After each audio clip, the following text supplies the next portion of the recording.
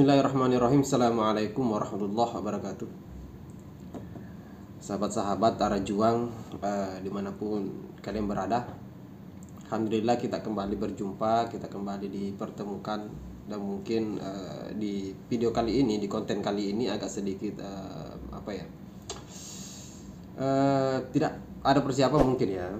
Jadi mungkin kalau sahabat-sahabat mendengarkan penyampaian dari video ini, suara saya tidak begitu jelas karena memang saya tidak mempersiapkan, tidak ada mikrofon yang saya pakai atau apapun ini. Ini kebetulan ada kegiatan yang saya ikuti dan menyempatkan membuat video ini karena saya melihat kegaduhan yang terjadi terkait persoalan polemik nasabah Alawi yang kemudian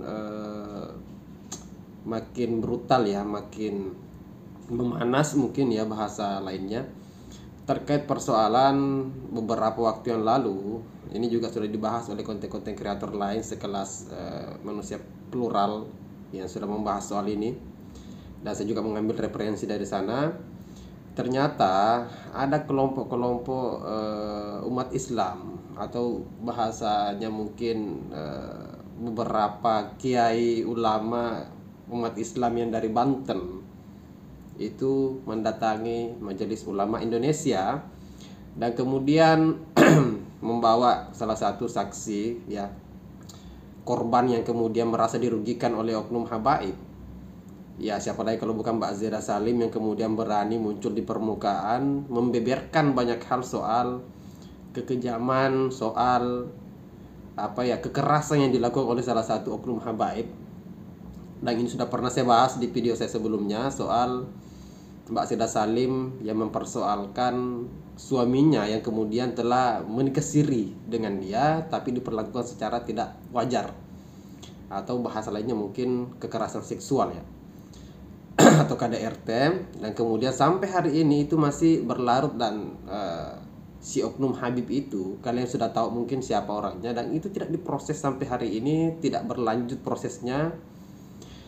Nah, hari ini saya membahas soal kedatangan kelompok Islam atau beberapa ulama kiai dari Banten, ada juga dari Garut, yang mendatangi Majelis Ulama Indonesia dan kemudian membawa bukti-bukti kesesatan. Di dalam video ini nanti akan saya tampilkan juga itu Bagus Mogi yang kemudian mungkin menjadi salah satu orang yang mempelopori atau menjadi pimpinan dari rombongan ini, menyampaikan bahwa ada 5 bukti kesesatan yang kemudian ini masuk dalam kriteria yang dimaksud oleh MUI soal kesesatan ormas, soal kesesatan aliran atau apapun itu.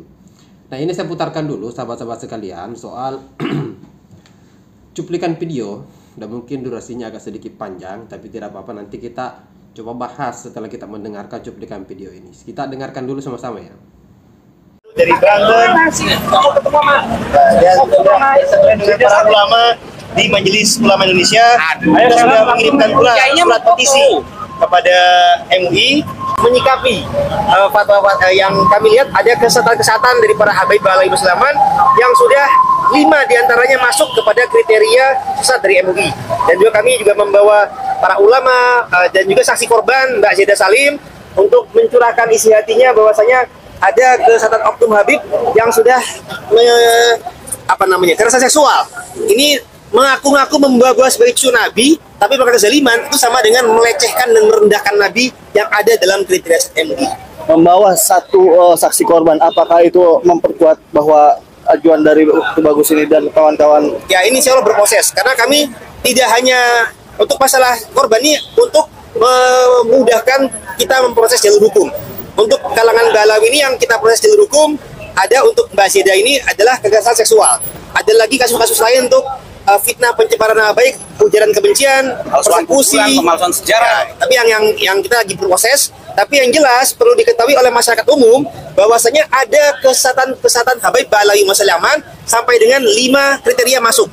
Sehingga ini tidak bisa didiamkan begitu saja. Karena kami melihat ada oknum Kiai Nusantara yang sekedar nyeleneh saja, tidak di luar kebiasaan, itu sudah disikapi oleh oknum petinggi MUI di media berita. Nah, kami tadi sudah menanyakan, ternyata tidak atas nama MUI, tapi itu atas nama pribadi saja.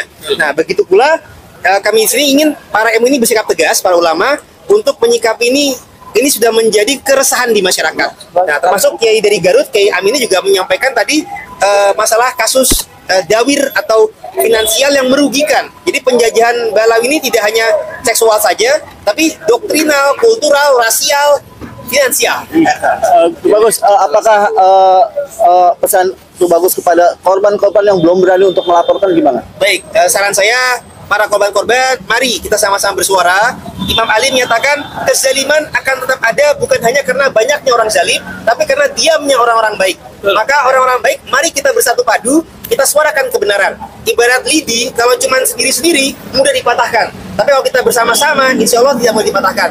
Jadi, alhamdulillah kita bersyukur, Pak Zida juga sudah bersuara.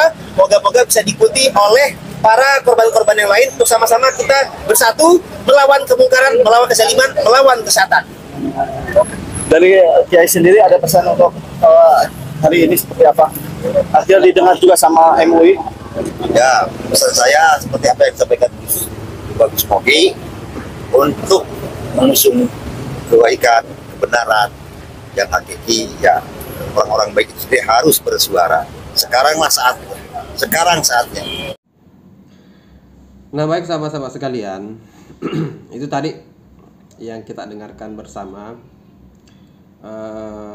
Ada beberapa orang yang hadir di sana, tentu adalah bagian dari kiai ulama yang kemudian dipimpin pada waktu itu oleh Tubagus Mogi, yang juga membeberkan beberapa hal soal niatan mereka atau maksud mereka mendatangi Majelis Ulama Indonesia ini berangkat dari keresahan masyarakat soal ketimpangan-ketimpangan yang terjadi di kalangan umat Islam dengan munculnya polemik nasabah Alawi ini yang sebenarnya sudah sangat lama, tapi baru setahunan ini dipersoalkan, baru setahunan ini dibahas, dan pada akhirnya ini masih sangat memanas antara kalangan yang kemudian kontra dengan Ba'alawi dengan beberapa kalangan juga yang pro terhadap Ba'alawi. Dibahasakan oleh Tubagus Mogi dengan beberapa kiai di sana bahwa ini adalah sesuatu yang kita perjuangkan, bahwa ini harus menjadi sorotan dari banyak pihak.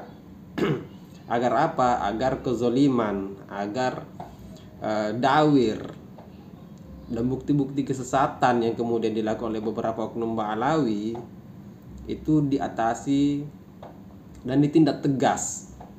Termasuk yang dihadirkan di sini adalah Mbak Zira Salim, ya. Tapi saya tidak putarkan pada saat Mbak Zira Salim memberikan keterangan, karena saya pikir terlalu panjang kalau kita putarkan itu. Intinya adalah salah satu bukti dari kezoliman dari kalangan oknum Ba'alawi,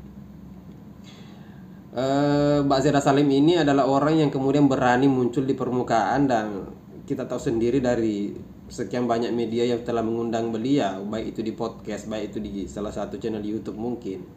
Itu beliau sudah membeberkan banyak hal terkait apa yang dialami, terkait apa yang dia rasakan, tindakan-tindakan kekerasan yang dialami oleh Mbak Zira Salim itu sudah dibeberkan.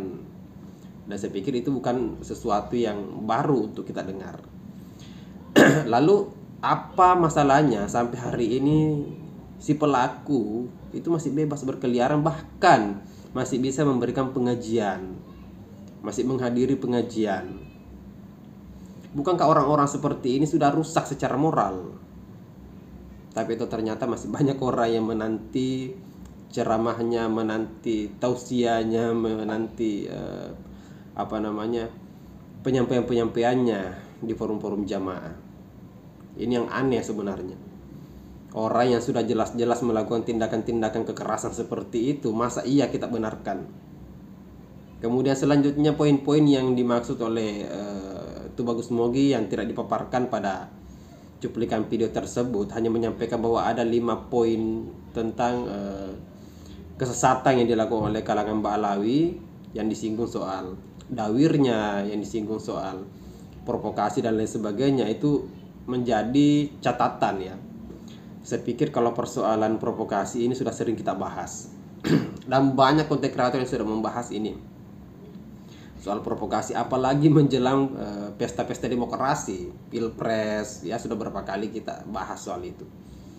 Kemudian soal dawir-dawirnya yang kemudian terlalu berlebihan, ini juga sudah sering kita bahas di channel ini. Dan saya pikir sahabat-sahabat sudah sangat kenyang, dan semoga tidak bosan dengan hal-hal seperti ini yang kita bahas. Kenapa kita bahas terus? Karena di negara kita ini, di Indonesia ini, sesuatu baru akan ditindak tegas ketika itu viral, ketika itu banyak dibahas dan disoroti oleh masyarakat. Kalau kekejaman itu, kezoliman itu kita biarkan, berarti kita ini berdosa semua. Kita ini bersalah semua. Kenapa? Karena kita membiarkan itu dan menganggap bahwa itu adalah sesuatu yang normal-normal saja. Jangan karena dia memegang label, mengklaim diri sebagai cucu Nabi, kemudian tindakan-tindakan kezoliman, kesalahan yang dilakukan oleh mereka itu kita biarkan. Jangan. Mereka bukan Tuhan, mereka bukan Nabi.